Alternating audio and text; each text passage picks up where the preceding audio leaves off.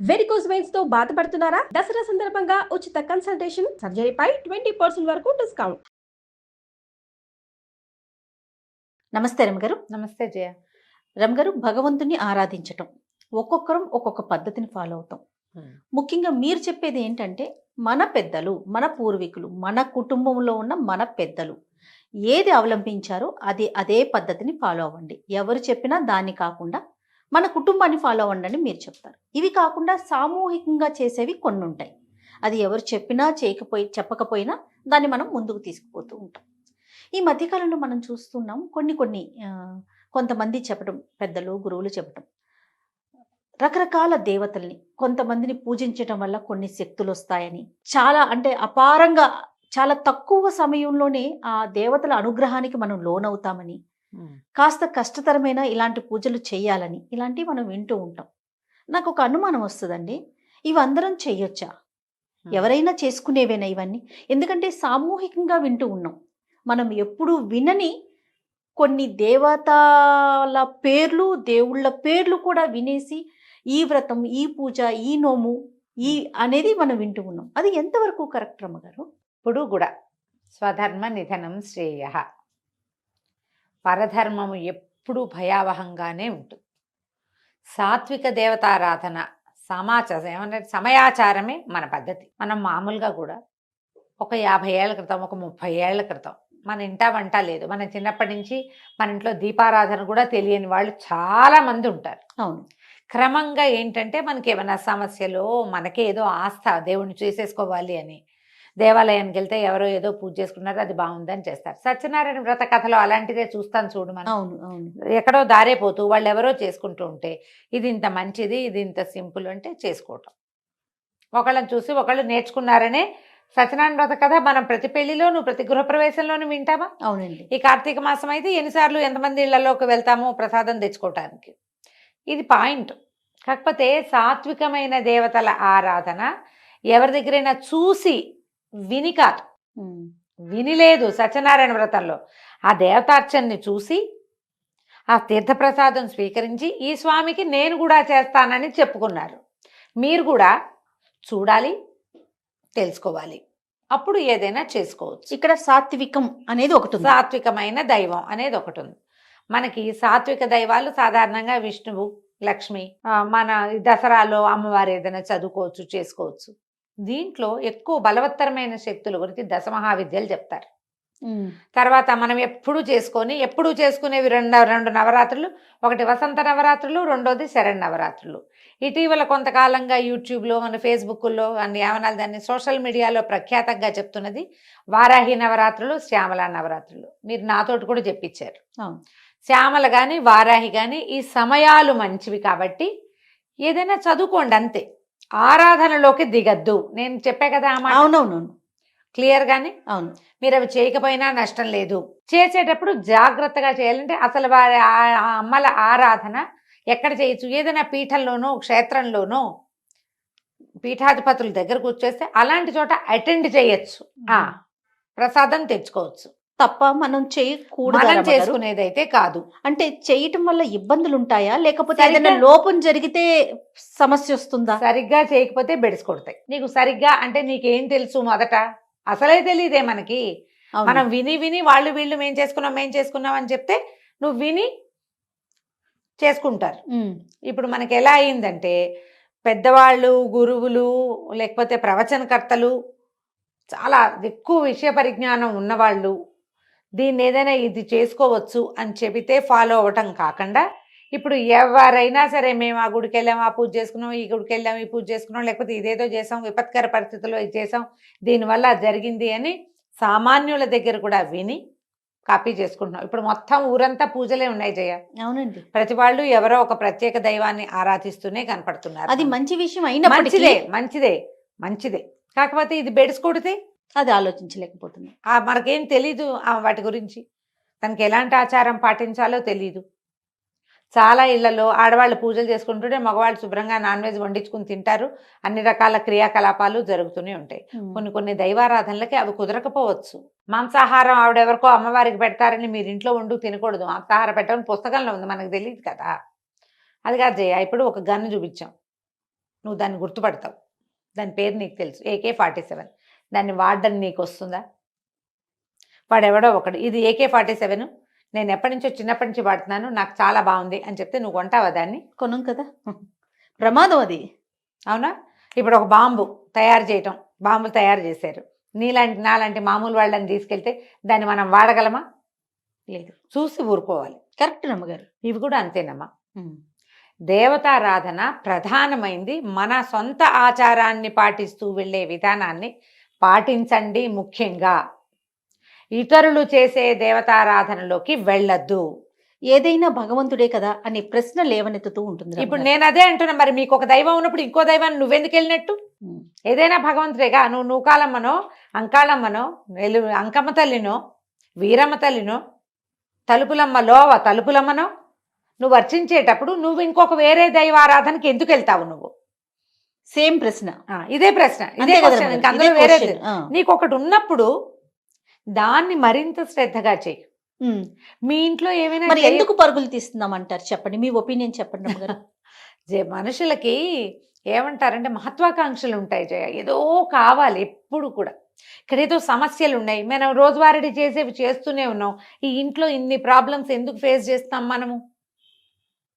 చాలా కష్టాలు ఉన్నాయి.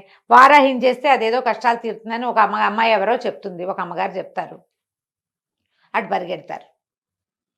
అక్కడెక్కడికో వెళ్ళండి జయ. ఇందులో దర్గాలను కూడా చెప్తారు జయ. అవునండి.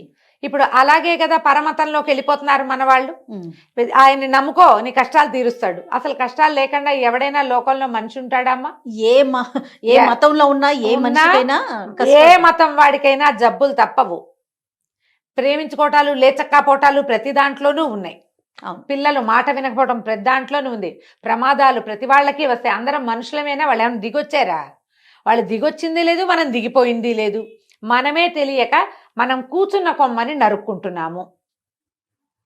కూర్చున్న కొమ్మలు నరుక్కోకండి. మీరు కూర్చున్న కొమ్మకి పువ్వులు పూయించే ప్రయత్నం చేయండి. దానికి సరైన పోషణ చేయాలి ముందు. ఇప్పుడు మన ఇంట్లో మనకు ఒక పద్ధతి ఉంది, ఏదో ఆరాధన, వీళ్ళు మీ ఇంట్లో ఏం లేదు, మా ఇంట్లో ఏమీ లేదండి అంటారు. నేను ఈజీ మెథడ్ చెప్తా ప్రతిసారి. ఒక పురోహితుడిని పెట్టుకోండి, ఒక్క గురువుని పెట్టుకోండి. యూట్యూబ్లో ప్రవచనకర్తలు కానీ, కథలు చెప్పేవాళ్ళు నాతో సహా, కార్తీక పురాణం చెప్పేవాళ్ళు కానీ ఎవ్వరూ మీ గురువులు కారు.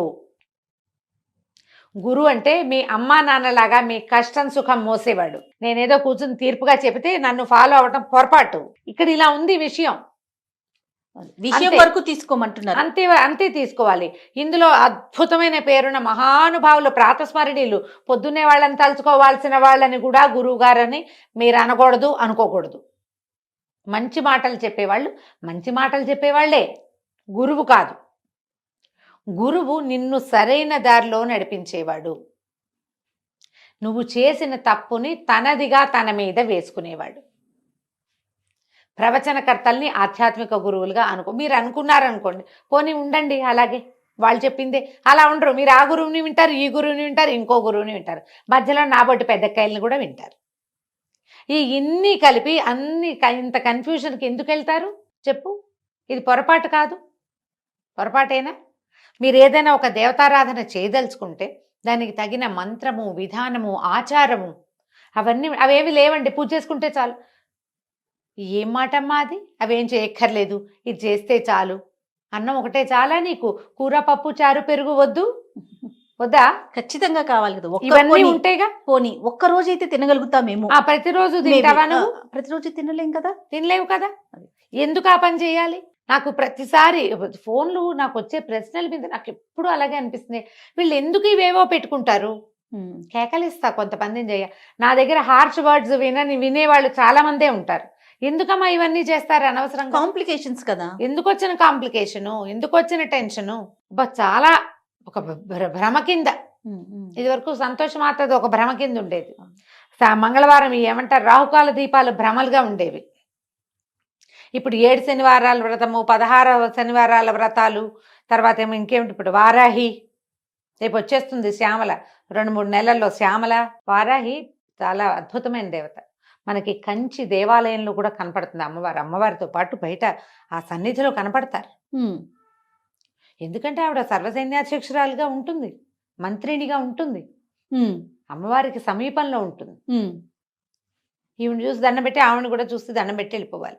ఓకే. అంతకంటే లాక్కూడదు. కేవలం ఆ, ఏదైనా సరే ఇప్పుడు ప్రధానమైనది మనకి తెలీదు, మనం వినలేదు, ముందు మనకి తెలీదు. మనకి పాపులర్ అవ్వడానికి ఏదో ఒక కొత్త విషయం కావాలి కదా ఎప్పటికప్పుడు.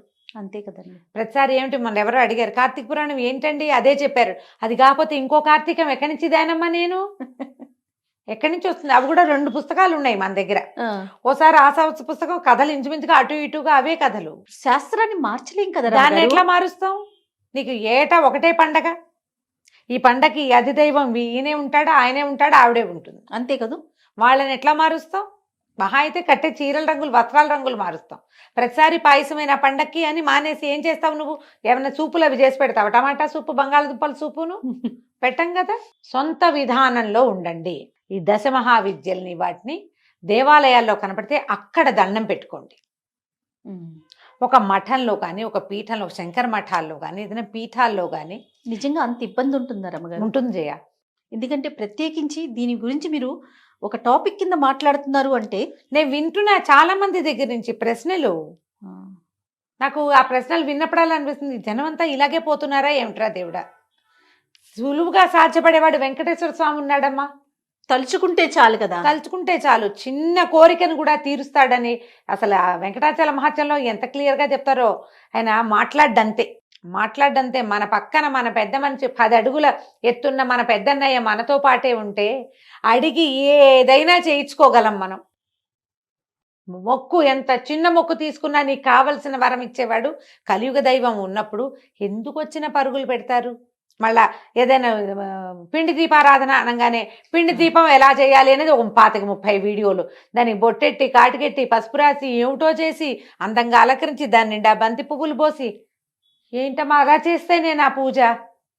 అదే నా పూజ? అవేనా దీపాలు చేయాల్సిన నిజమైన విధానం? అదేనా? ఎవరు చెప్పారు మీకు? ఉమ్, బ్యూటిఫికేషన్ చేస్తున్నారు మీరు. దీపావళికి వాకిట్లో దీపాలు పెట్టినట్టు కాదమ్మా. ఈ ఏర్పాట్ల బదులు మీరు వెంకటేశ్వర స్తోత్రం ఏదైనా నోటికి నేర్చుకుని చదువుకోండి, చేయండి. అదైనా ఓం నమో వెంకటేశాయ అనండి, తప్పులు లేకుండా. వెంకటేశా అనకుండా షా అనండి. ఆ, సరిగ్గా ఒక్క నామం ఉచ్చరించండి. ఆ రోజున ఎవరితోటి పోట్లాడకండి. చేతొచ్చిన పిండి దీపం పెట్టుకోండి అమ్మా. పిండి దీపాలని ఫోటోలు తీసి యూట్యూబ్లో పెట్టక్కర్లా, ఫేస్బుక్లో పెట్టక్కర్లా, లోపల పెట్టుకోండి. కరెక్ట్ రమ్మగారు. లోపల పెట్టండి. అసలు విచిత్రంగా ఉంటుంది. ఏ పిండి దీపం ఎలా పెట్టాలి కానీ 30 వీడియోలు. ఉమ్, దానికి నామం పెట్టాలి. నామం పెట్టి అంటిస్తావు నువ్వు, తప్పు కాదు. పిండి దీపానికి అంటే వెంకటేశ్వర ఎలా నామం. అయిపోతుందంటే రమ్మగారు, నాకు తెలిసింది కొంత, నేను ఎక్కడో చూసింది మరికొంత, ఇవి 2 కలిపి ఇంకొక 2 యాడ్ చేసి బ్యూటిఫికేషన్ యాడ్ చేస్తారు. ఇప్పుడు easy దీపం method పెట్టి అయిపోయింది దానికి కదా. ఇట్లా నామం పెట్టి దాంట్లో నువ్వు ఒత్తేసి వెలిగిస్తే అది ఎట్లా చెప్పు. మొన్న ఒక గృహప్రవేశానికి బ్రహ్మగారు వచ్చారు.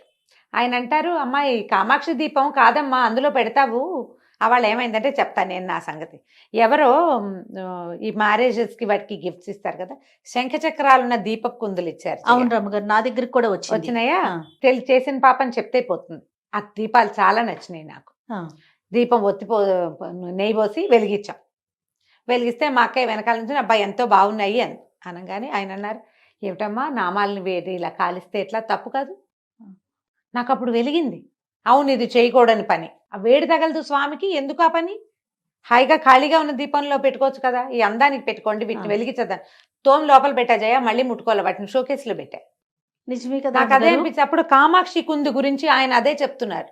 ఆ. వాళ్ళు ఎవరో చేశారని అదొక వెర్రి కింద తయారైందమ్మా. ఈ కామాక్షి కుందు మీద వీడియోలు ఉన్నాయి, మనం కూడా చెప్పాం. ఉమ్, ఇప్పుడు అమ్మవారికి ముఖానికి దగ్గరగా దీపం, తులసి దగ్గర దీపం పెట్టద్దని చెప్పాను నేను, అవును. గుర్తుంది కదా? అవునండి. అలాంటిదే ఇది కూడా. ఆమె చక్కగా ప్రతిమా విశేషం చేసి ఆమె మీద నుంచి దీపం పెడితే అది ఎట్లా పనికొస్తుంది? ఇప్పుడు నువ్వు పేపర్లు ఎత్తుతున్నావు, ఈ పేపర్లలో ఒక వినాయకుడి బొమ్మ ఉన్న పాంప్లెట్ వచ్చింది, అందులోకి చెత్త ఊడుస్తావా నువ్వు? ఊడ్చాం కదా. ఊడ్చాం కదా.